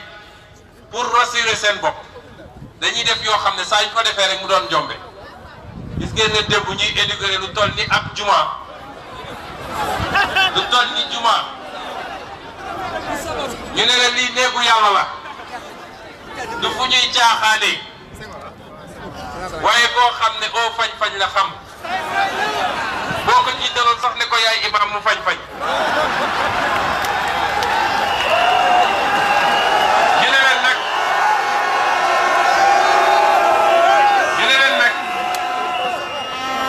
ñu ne leen nag stratégie terreur bi ñu bëggoon a indi ñoom ci Sénégal ndax li ñu def ci njëlbéen ga moom bi mu toogee ba léegi nu muy def ba terroriser Sénégalais yi ba kenn dootul ñeme wax bëri na Sénégalais yoo xam ne boo waxee ñu ne la wuu waa ji day tëjaate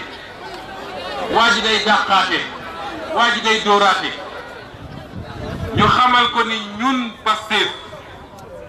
ma xamal ko ni man Ousmane Sonko xaw ma luy ragal man duma koo xam ne su ma jàmmarloo nguur damay wër dem sëñ si yëpp ne leen wax leen waa ji daf may tëj su ngeen waxul mu tëj ma moom xamuñu ragal ba tax lim ne nii lenn rek ci lenn rek lañu orienté wu ñun ñëpp mooy objectif bi ñu jëm mooy keroog ca ngoon 24 février bu soobee kii bind gis naa benn image bu ñuy def di ko circulariser jëlee ko ci ab combat de lutte bu amoon ma ne gars yi waneegu leen image bi parce que ñun li ñu bëgg mooy yëkkati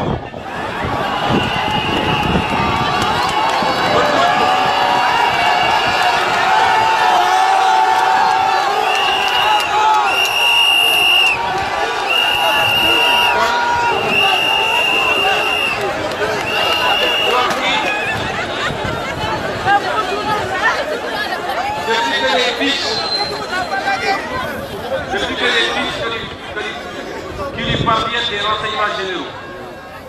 lui raconte l'irrésistible et fulgurante ascension de notre projet politique sur le terrain. Depuis que ses propres sondages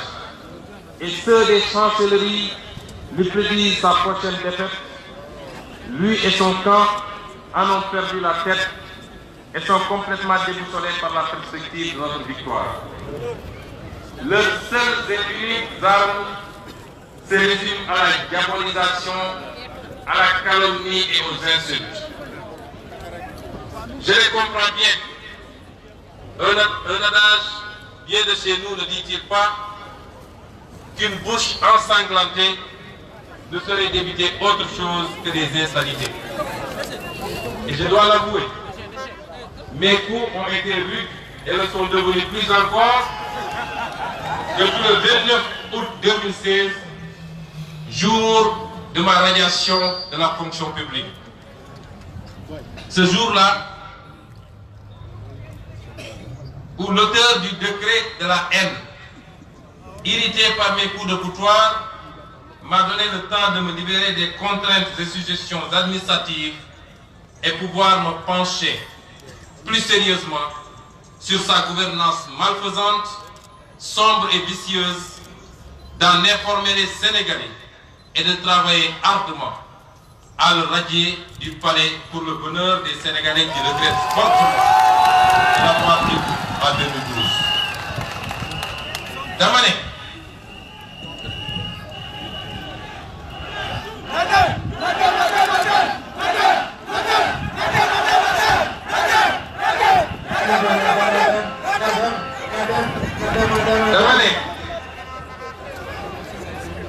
bi ñu doxee ba fi mu toll nii service de renseignement yi mu yor moom lañ koy jox yëpp ci information mooy mbir mi doy na waar. gone gi comme noonu la ñuy wax ñoom gone gi dina la làmpali. bi ñu demee ba sondage yi mu def lu moom ci boppam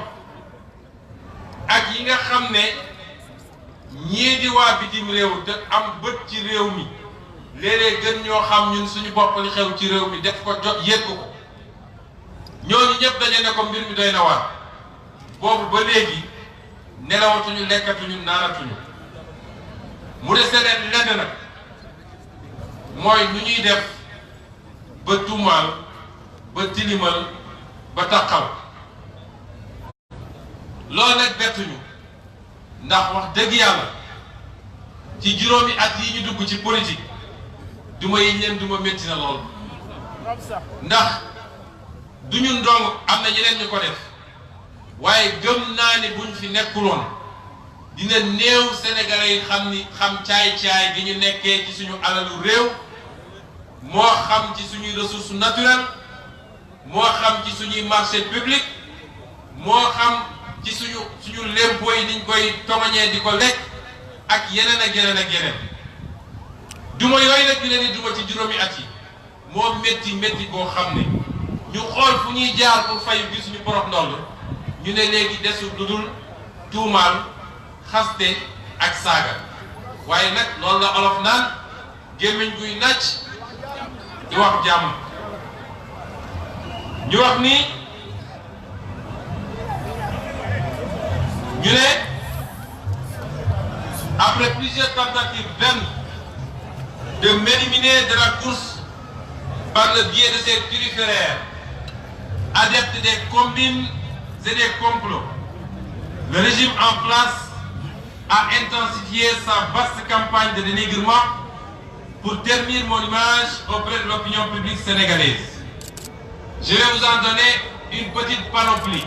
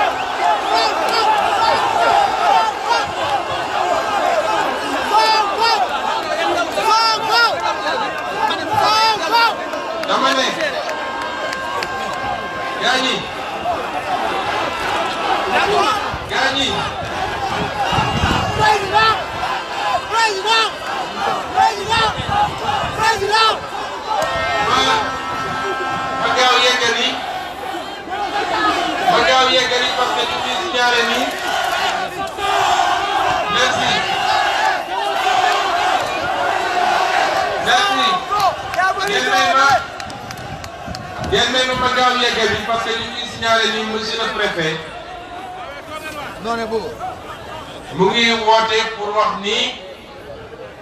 des temps bi ñu mayoon jeex na bu yàgg kon comme ñun ay républicain lañu ay patriotes lañu dañuy essayer respecter li nga xam ne mooy li yoon tëral kon dinaa essayer tënk rapidement ndax li ma dese woon wax bëri na ñu ne donc après plusieurs tentatives vaines de m'éliminer de la course par le biais de ses turiféraires, adepte des combines et des complots, le régime en place a intensifié sa vaste campagne de dénigrement pour ternir mon image auprès de l'opinion publique sénégalaise. Je vais vous en donner une petite panoplie. Vous avez tous entendu des autorités sortir pour dire que Sonko serait de Daesh, qu'il serait financé par l'État islamique. Et l'objectif visé, c'était de me mettre en mal avec les foyers religieux sénégalais, de me mettre en mal avec l'église sénégalaise, c'était de me mettre en mal avec nos partenaires étrangers. Mais c'est peine perdue. Aujourd'hui, plus que jamais, j'ai les meilleures relations du monde avec tous les foyers religieux du Sénégal. De Touba à Diassane, de Tivaouane à Medina Baye. Tous les foyers religieux, y compris nos guides religieux de la Casamance, me vouent un amour sans borne, m'invitent régulièrement et prient tous les jours pour nous. C'est peine perdue. On ne peut pas construire sur la base de mensonges. J'en profite pour dire à nos partenaires étrangers que le Sénégal restera ce pays de paix et de tolérance, que ce Sénégal restera ce pays d'ouverture, qu'il restera le pays de la Teranga, qu'il continuera à entretenir les meilleures relations avec tous nos partenaires. Mais nous exigerons que ce soit dans le respect mutuel des intérêts de chacun, y compris les intérêts du Sénégal. Nous serons ouverts à toute collaboration sur l'international, mais nous défendrons scrupuleusement les intérêts du Sénégal et des Sénégalais avant tout. dama ne lu ne def nañ ko pour yàq sama der. dégg ngeen yu bëree bu ci njëkk mooy nee nañu waa ji ab terroriste la waa ji Daesh la bokk. ma ne Sénégalais yéen ñëpp da ngeen leen war a demander des comptes parce que su dee loolu am na. ba pare terroriste boobu mën a xontu lamba suba ba ngoon jot ci réew mi woowuñu ko convoqué wuñ ko mun a def tournée internationale ñu jox ko visa Amérique jox ko visa Canada jox ko visa fu ne muy dem di rencontrer des autorités administratives de ces pays xam ne ni loolu kat ci weesu ko ngeen baal ma ci kàddu lu ne wax nañ ko dem ba ne soo demee këram waa këram doo gis sax seen kanam. J'ai le plaisir aujourd'hui xam naa ni benn lay doon dina jafe ngeen gisaat ko parce que bokk naa ci ñi gëm ñu dañoo war a séparer l'activité publique avec l'activité privée, que la famille doit être en dehors des questions politiques et politiciennes. Ouais, j'ai l'honneur aujourd'hui d'inviter Madame Sonko à venir me rejoindre ici, sur le podium, pour que tout le monde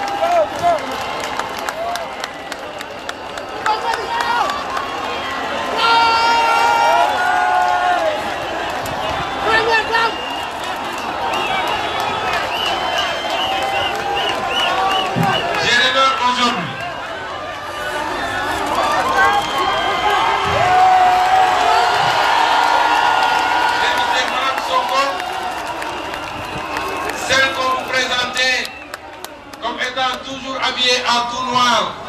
et dont on ne verrait que les yeux, à venir me rejoindre ici sur le podium pour vous dire que le mensonge ne peut pas construire un pays. Je vous remercie.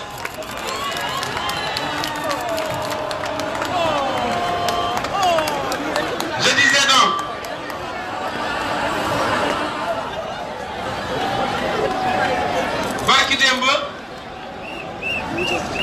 démb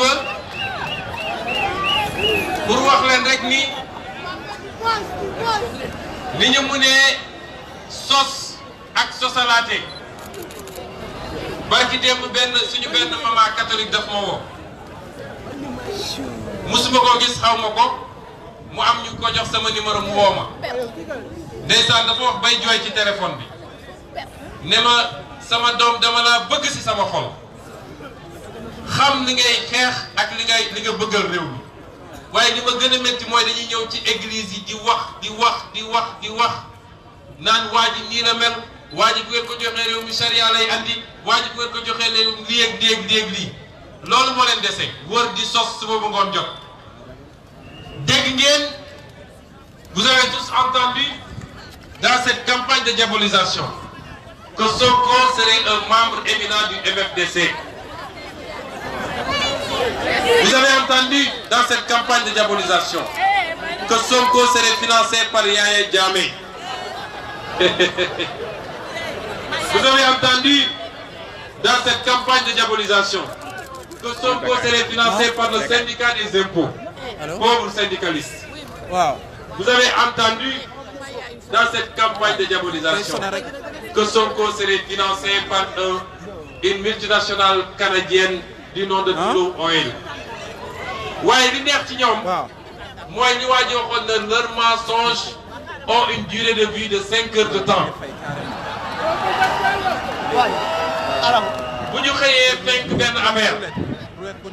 bu ñu xëyee fekk benn affaire 8 heures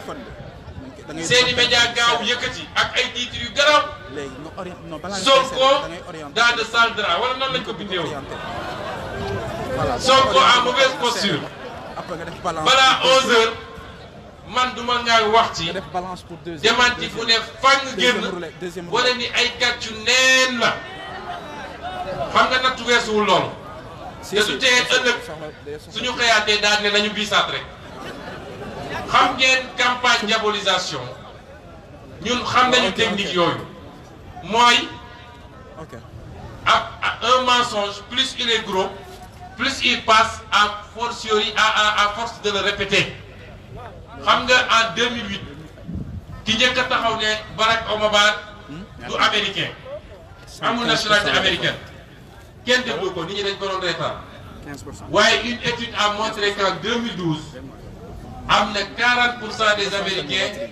qui doutaient de la nationalité américaine de Barack Obama fekk def na 2 mandats ba pare parce que dañoo continuer di ko wax ñoom loolu mooy seen technique ñu ne ba léegi Sonko du dem ci élection ndax mënul am parrainage ndax bi muy dem législative moins de 40 000 voix moo ko yóbbu ñu ñëw am parrainage bu ñu amul ñoom bu set wicc ñu jaaxle barki dem rek nga dégg leen ñu ne candidature bi sax nañ ko reculer parce que du am quitus fiscal déclaration sur l'honneur bi baaxul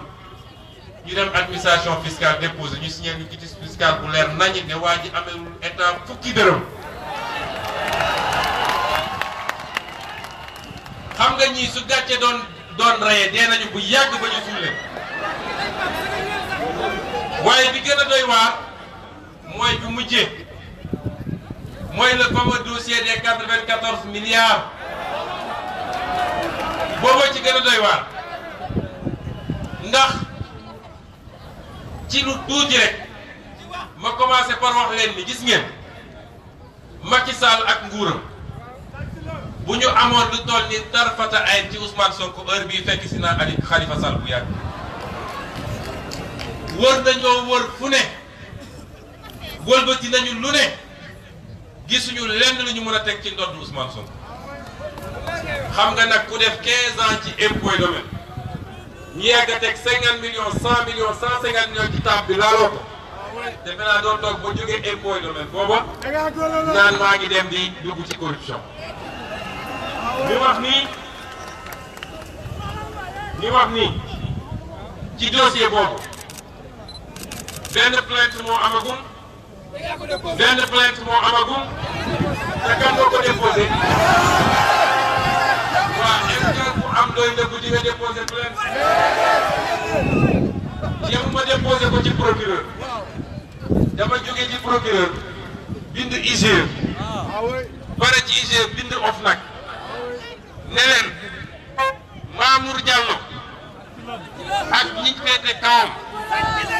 def nañu ab luubal boo xam ne 94 milliards mi ngi ci te dinaa leen yokkal tey nag lenn parce que seen argument yëpp mooy jotuñu woon fay 94 milliards mooy ab sàcc boo ko bettee sa kër mu yéen woon télévision bay bëgg a def nga egsi mu tegaat kooku sàccul waaye wax leen ni nag fii ma toog nii mun naa leen ne 46 milliards yi encaissé nañ ko ba séddoo ko ba noppi. te procureur bi nga xam ne moo doon acharné wu ci Khalifa Sall procureur Bassirou Gueye moo ko mu leer ndax ñun kenn mënu ñoo ko xatal.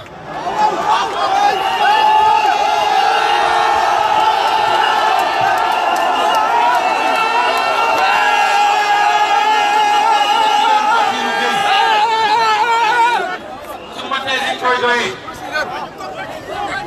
su ma tee li tax ñu koy fay ndax moom jàpp na ni procureur Macky Sall la te procureur de la République la Macky Sall n'est pas la République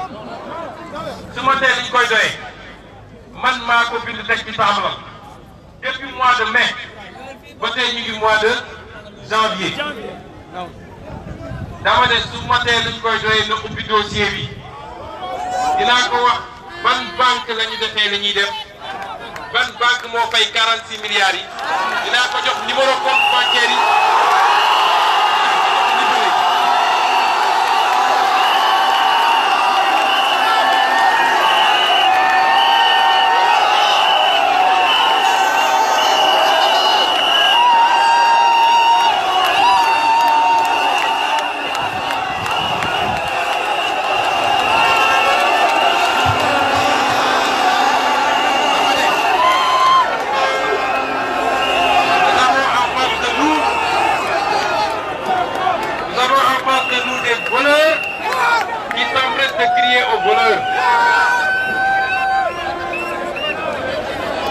la ñu yaakaaroon yëpp nag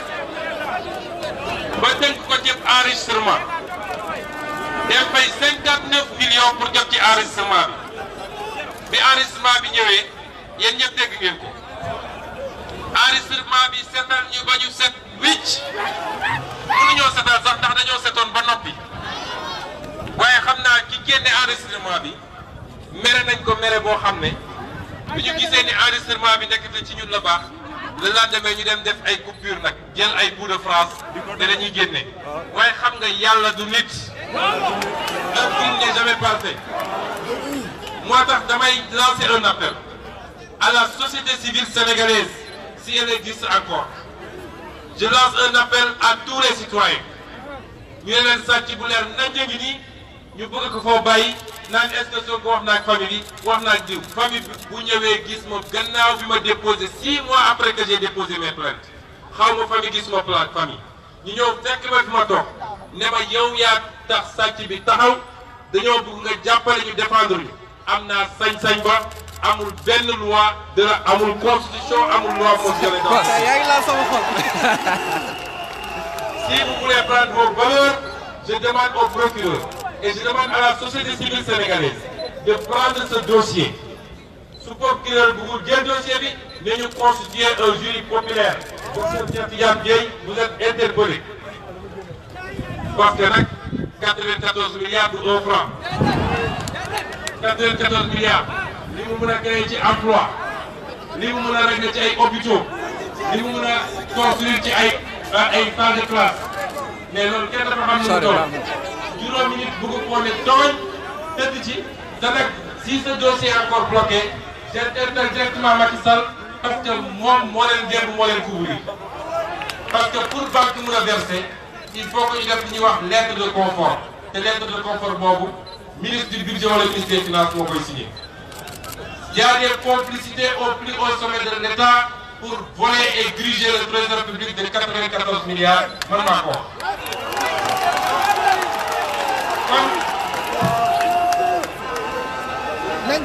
kon gars yi ma wax leen ni seeni complot yëpp nga sax na menaces yi ngeen di dégg sur la vie de Ousmane Sonko man nii des bonnes volontés woo nañ ma ay weer ci gannaaw ne ma bërëb sàngam bu fa dem ndax waajal nañ la ba pare kon lu am la lan moo ci des léegi te di ngeen ko gis ndax officine yi complété nekk au cœur du palais bés bu ne ña ngay liggéey ba xaaju guddi waaye lu ñu def suuba ngoon jot yàlla def na maa ngi ciy jot la ci des mooy nu ñuy sosee ay mbir nu ñuy monter ay affaires pour attaquer Sonko sur le plan de sa vie privée loolu rek moo ci des waaye nag li ñu leen wax bu soobee yàlla